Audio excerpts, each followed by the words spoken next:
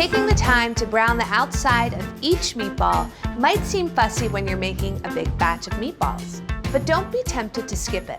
This is an important step that will improve both the flavor and texture of your meatballs.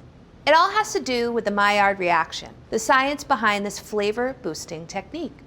This process involves the interaction of sugar molecules and heat, as well as proteins and amino acids. This reaction produces new, flavorful compounds as the meatballs brown. In addition to flavor, browning gives the meatballs some structural integrity. Our meatball recipes usually include a long simmer of the meatballs in the sauce. The meatballs would break down in the sauce if we didn't brown them on the outside first. And if you spend all that time shaping them, you definitely don't want them to fall apart. For smaller batches, such as our Italian-style turkey meatballs, we use the pan frying method. Heat the oil in a 12-inch nonstick skillet over medium-high heat until it's shimmering.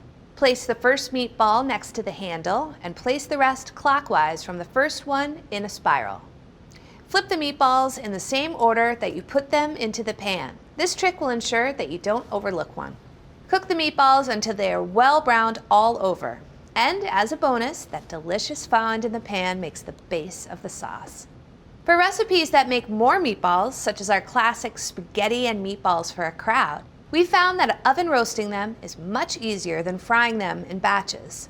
Line a rimmed baking sheet or two with aluminum foil. This will make cleanup a lot easier since some of the fat is going to drip off of the meatballs.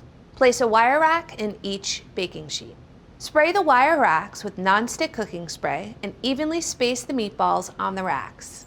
Elevating the meatballs on the wire rack allows heat to circulate underneath for even browning all over.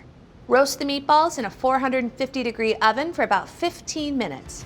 Rotate the trays in front to back and top to bottom and continue roasting for 15 more minutes. The meatballs should be evenly browned and ready to go into the sauce. So for meatballs with the best texture and flavor, don't skip the browning.